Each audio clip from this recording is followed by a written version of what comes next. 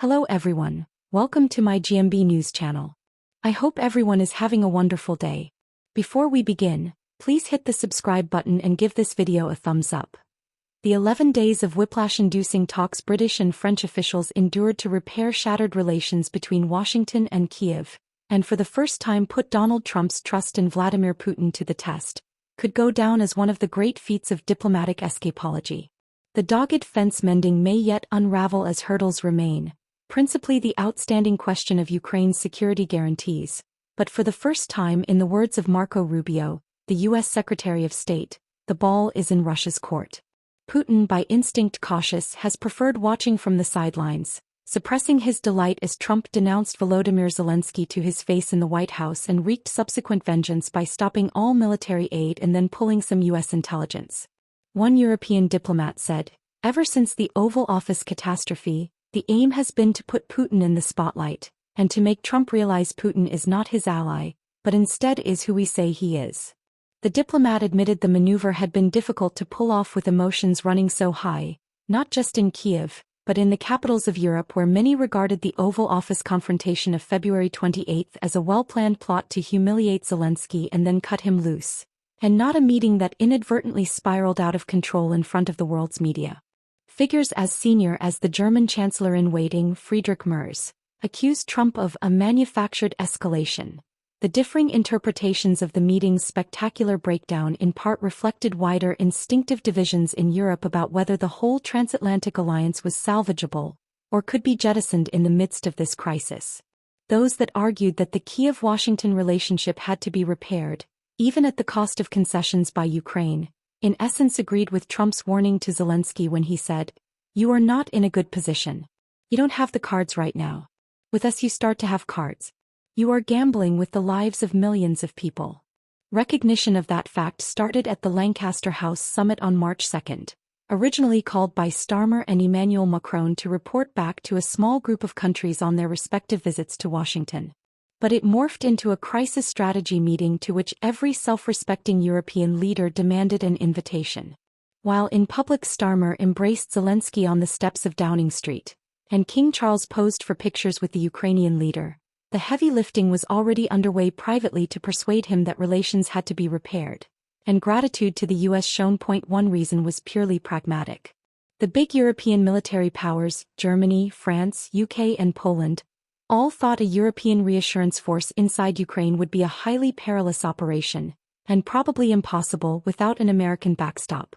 At the summit it was agreed that the deal the U.S. was seeking to acquire Ukraine's valuable mineral wealth, regarded as a necessary bauble for Trump, was not the true source of the breakdown in relations. It was the president's broader demand that Zelensky show he is serious about peace. At Lancaster House, Macron proposed that Zelensky take the diplomatic initiative by offering a one-month ceasefire, a plan the French leader had outlined on the way to London in interviews with Le Figaro. In gestation for some time, it had been squared with London. Macron said the ceasefire would not cover ground forces fighting along the front line in the east. In the event of a ceasefire, it would be very difficult to verify. A truce along the front was being respected, he said. In a separate interview, the French Foreign Minister Jean-Noël Barrot, for the first time, laid out the strategic thinking. Such a truce on air, sea and energy infrastructure would allow us to determine whether Vladimir Putin is acting in good faith when he commits to a truce. And that's when real peace negotiations could start. The ball was indeed to be placed in Moscow's court. Britain's ambassador in Washington, Peter Mandelson, lent his weight to the proposal in an interview with ABC News when he called for an unfolding plan that would require a radical reset. He said, "After what happened in the Oval Office, it is clear we need to bring the US and Ukraine back together again. The first thing Zelensky needs to do is give his unequivocal backing to the initiative President Trump is taking to end the war and bring a just and lasting peace to Ukraine, and the Europeans too need to back the call for a ceasefire." Critically, he said, Ukraine should be first to commit to a ceasefire and defy the Russians to follow, and that this was the only show in town. But fury towards Kiev remained rife in Washington, with Republicans demanding Zelensky appear on U.S. TV to apologize to Trump. The National Security Advisor Mike Waltz said of the Oval Office showdown, "This was the wrong approach, wrong time in history, and definitely the wrong president to try to do this." What we need to hear from President Zelensky is that he regrets what happened, that he's ready to sign this minerals deal, and that he's ready to engage in peace talks. On March 4, Trump suspended military aid to Ukraine, and by the following day had halted the sharing of U.S. offensive intelligence, prompting European outrage.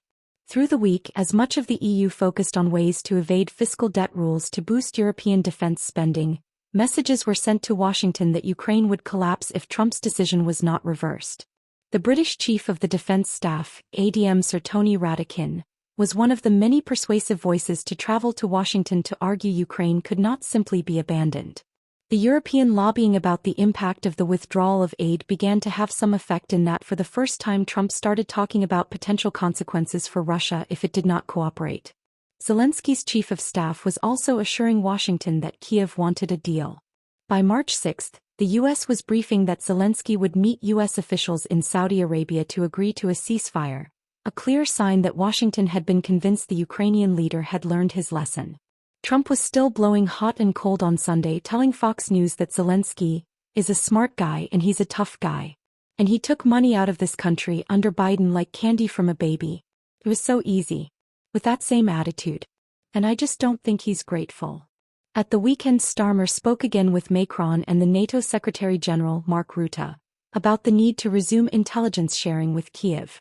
Starmer remained convinced that the withdrawal of aid and intelligence sharing, while hugely damaging and potentially fatal to Ukraine's cause, was a Trump negotiating tactic to get Zelensky to agree to a ceasefire, and not part of a sinister conspiracy to help Russia take Ukraine. Starmer's national security advisor, Jonathan Powell, also tested this proposition in a conversation with Waltz, his U.S. counterpart. The key meeting last weekend was when Powell traveled to Kiev to discuss the handling of talks in Jeddah being hosted by the Saudi Crown Prince, Mohammed bin Salman. It was in the Ukrainian capital that details of a broader ceasefire covering land forces, the role of Europe in talks and confidence-building measures were discussed. Powell, steeped in mediation with non-state actors throughout his political career, primarily with the IRA in Northern Ireland, is ideally placed to understand the art of negotiation. It appears he pressed Ukraine into accepting a ceasefire without clear security guarantees, arguing the issue could be addressed if and when the talks started. In a sense, Britain and France are putting Trump's judgment and tactics to the test. The U.S. president says all his soft peddling around Moscow has been to draw Putin to the negotiating table. In the Oval Office he said, "You want me to say really terrible things about Putin and then say, 'Hi Vladimir. How are we doing on the deal?' That doesn't work that way. I'm not aligned with Putin. I'm not aligned with anybody. I'm aligned with the United States of America, and for the good of the world I'm aligned with the world and I want to get this thing over with." You see, the hatred Zelensky got for Putin, it's very tough for me to make a deal with that kind of hate. He's got tremendous hatred and I understand that, but I can tell you the other side is not exactly in love with him either. So it's not a question of alignment. But he also spelled out his trust in Putin in an assessment of the man's character that few in Western Europe agree with. "All I can say is this. He might have broken deals with Obama and Bush and he might have broken them with Biden, but he didn't break them with me," Trump said, adding, he wants to make a deal.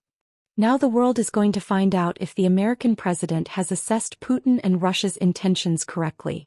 So what do you guys think about this update? Let me know in the comments below. And if you like my videos, please press like and subscribe for more. I'll see you guys next time.